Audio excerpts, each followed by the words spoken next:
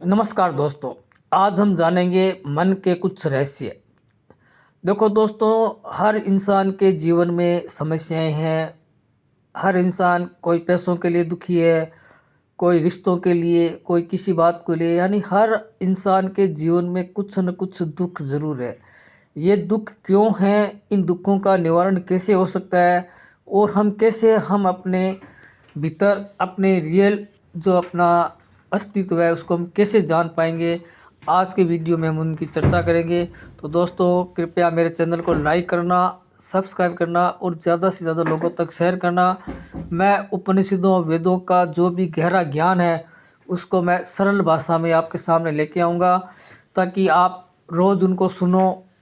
धीरे धीरे आपके मन को जब विश्वास हो जाएगा, तब आपके जीवन में भी सुख शांति और चैन आ जाएगा। चिंताएं आपसे हजारों कदम दूर भाग जाएगी।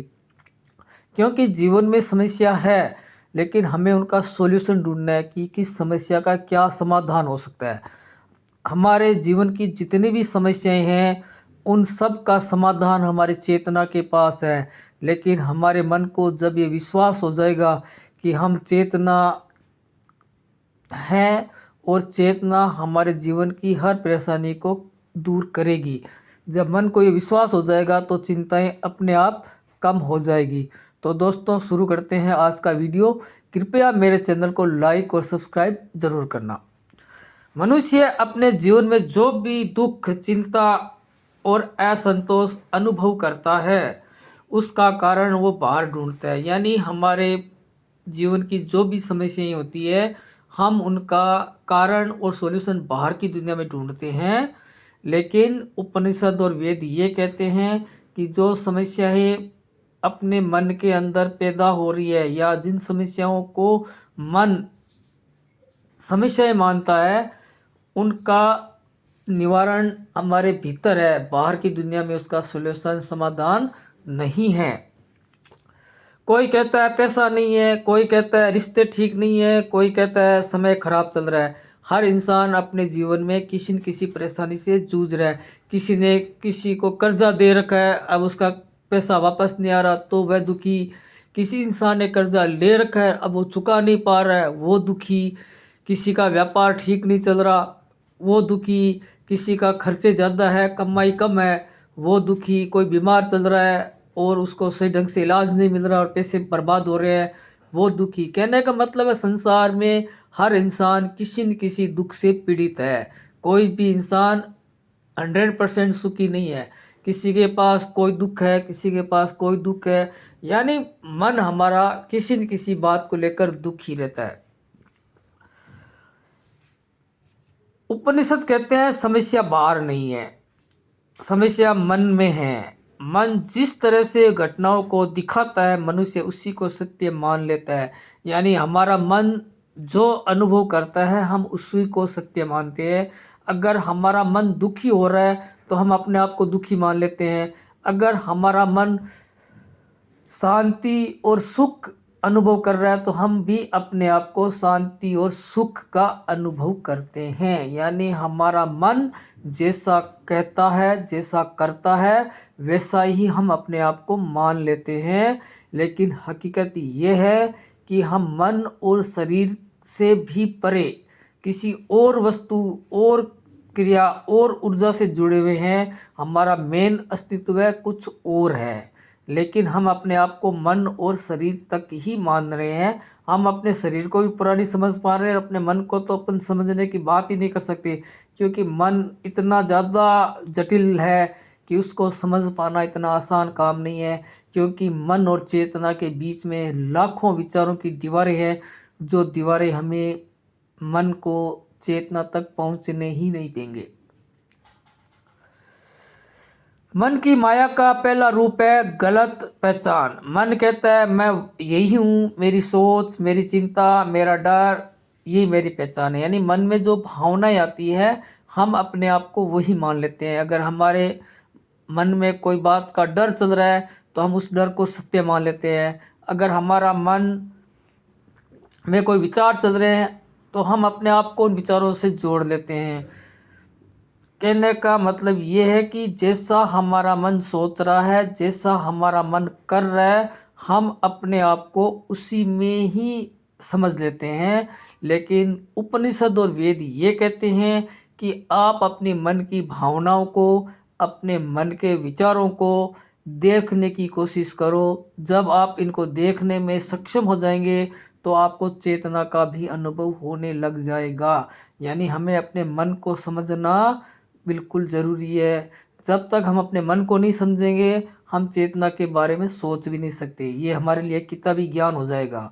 लेकिन सत्य यह है कि जब तक हम अपने मन को पूरा नहीं समझेंगे, तब तक हमें हमारे भीतर की दुनिया का कुछ भी पता नहीं चलेगा कि हम कौन है, हम कहाँ से आए हैं, हम क्या करेंगे हमारा जीवन में, हमारा क्या उद्देश्य है। ये सब जानने के लिए आपको मन के पार चेतना का अनुभव करना पड़ेगा, क्योंकि चेतना को देखा नहीं जा सकता, चेतना का सिर्फ अनुभव किया जा सकता है। मन कहता है मैं यही हूँ, मेरी सोच, मेरी चिंता, मेरा डर मेरी पहचान है। धीरे धीरे मनुष्य ये मान लेता है कि अगर सोच रुक जाए तो मैं भी समाप्त हो जाऊंगा। उपनिषद कहते हैं ये सबसे बड़ा गहरा भ्रम है, क्योंकि जो बदलता है, आता जाता रहता है, वह कभी भी वास्तविक आत्मा नहीं हो सकती।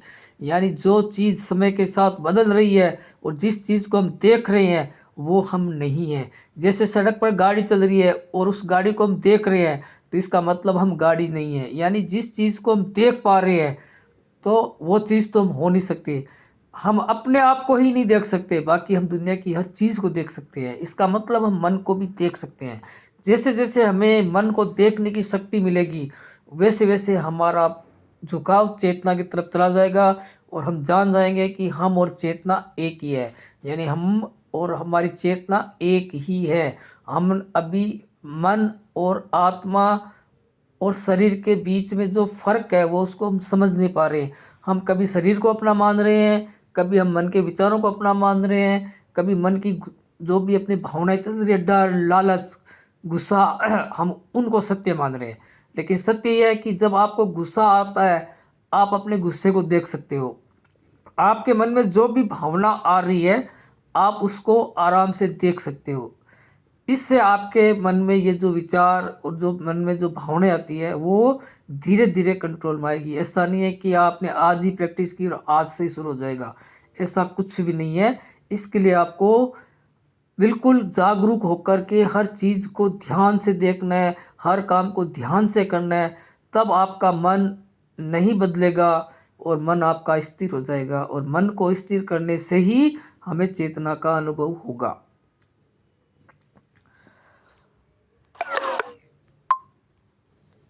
आज लगभग हर व्यक्ति किसी न किसी चिंता में डूबा रहता है। किसी को भविष्य की चिंता है, किसी को बच्चों की चिंता है, किसी को पैसों की चिंता है, किसी को स्वास्थ्य की चिंता है। मन बार बार आने वाले कल की कल्पना करता है, उसके बारे में सोचता है और उसकी चिंता करता है। और या हमारा मन पास्ट की बातें सोचता है, पास्ट में हमने जो गलतियाँ की है या पास्ट में हमने जो भी चीज़ खोई है, मन उसको बार बार याद करता है। और इस भूतकाल और भविष्यकाल के चक्कर में हम वर्तमान को भूल जाते हैं कि हमारा अस्तित्व है वर्तमान काल में है। आज इस समय अभी हम जो कर रहे हैं, जो सुन रहे हैं, जो महसूस कर रहे हैं, वही सत्य है। इसके अलावा सब चीज़ें झूठी है। यानी हमारा जीवन ओनली फॉर प्रेजेंट में है, पास्ट और फ्यूचर में हमारा जीवन नहीं है। जो होता है वो आज ही होता है, कल कुछ नहीं होता। जो भी घटना घटती है वो आज ही घटती है, कल कुछ नहीं घटेगी। कहने का अर्थ है जो घटना घटती है उस समय वो आज ही होता है, कभी वो कल नहीं होता। तो फिर हमें कल की चिंता क्यों करनी। जो चीज़ होनी है वो आज होनी है। कल क्या होगा किसने जाना, कल क्या हो गया उसको भूल जाओ।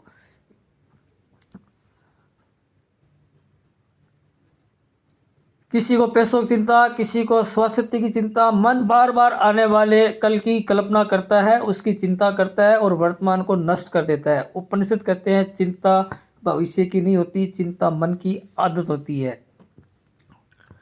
यानी हमारी मन की आदत है चिंता करना, जबकि हमारा स्वभाव चिंता करना नहीं है। हम उस चिंता को देख सकते हैं, समझ सकते हैं और समस्या का समाधान भी ढूंढ सकते हैं, क्योंकि हमारी चेतना इस ब्रह्मांड की एक ये पूरे ब्रह्मांड की एक ही चेतना है।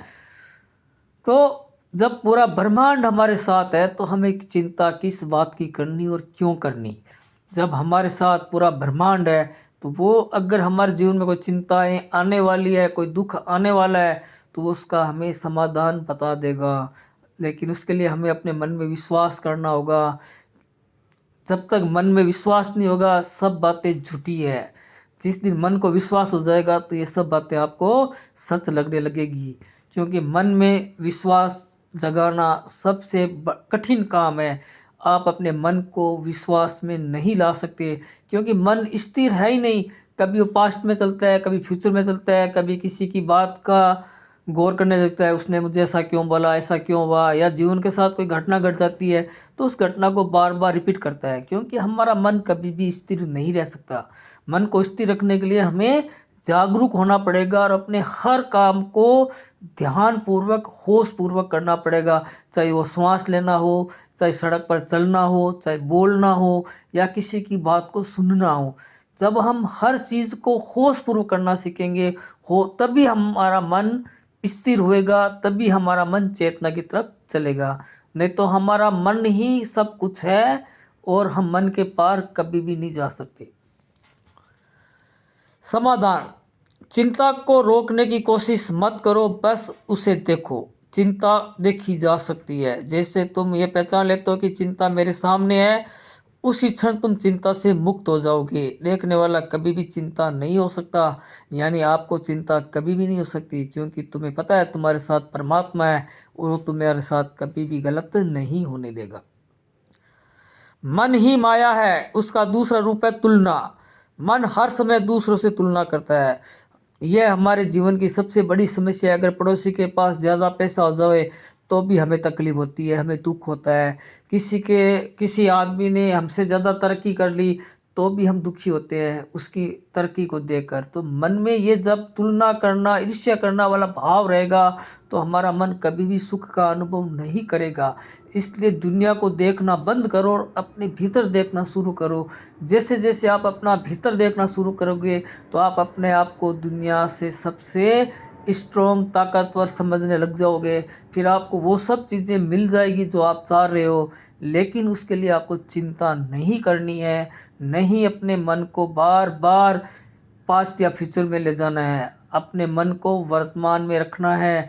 जिस काम को तुम कर रहे हो उसको होश पूर्वक करना सीख जाओ। यही जीवन का सुखमय जीवन, आनंदमय जीवन जीने का तरीका है। जो चीज़ तुम्हारे पास है उसी से संतोष करो। कम है ज़्यादा है वो मैनेज हो जाएगा, लेकिन हमारा मन कभी भी लालच से बाहर नहीं निकलेगा। अगर आपको एक चीज़ मिल गई तो आप दूसरी चीज़ की मन कल्पना करेगा, जब दूसरी मिल गई तो तीसरी चीज़ की कल्पना करेगा। यानी हमारे मन की लालसा कभी भी ख़त्म नहीं होने वाली है। इसलिए सबसे पहले जो चीज़ आपके पास है उसी से संतोष करो, उसी से अपना जीवन यापन करो, तो मन की कल्पनाएं धीरे धीरे कम हो जाएगी। और मन की कल्पनाओं को दूर करना ही मन को स्थिर करना, शांत करना कहलाता है। मन की माया का दूसरा रूप है तुलना। मन हर समय दूसरों से तुलना करता है। कोई आगे निकल गया, कोई ज़्यादा कमा रहा है, कोई ज़्यादा सुखी दिख रहा है। तुलना से ही हम ईर्ष्या, हीन भाव और क्रोध जन्म लेते हैं। उपनिषद कहते हैं मन का स्वभाव ही तुलना करना है, क्योंकि वह स्वयं को अधूरा मानता है। और हमारा मन तब तक अधूरा मानेगा जब तक हमारा मन आत्मा से नहीं मिलेगा, तब तक जीवन में कभी भी शांति का अनुभव नहीं होगा, क्योंकि मन का लालच, मन की लालसा कभी भी ख़त्म नहीं होने वाली है।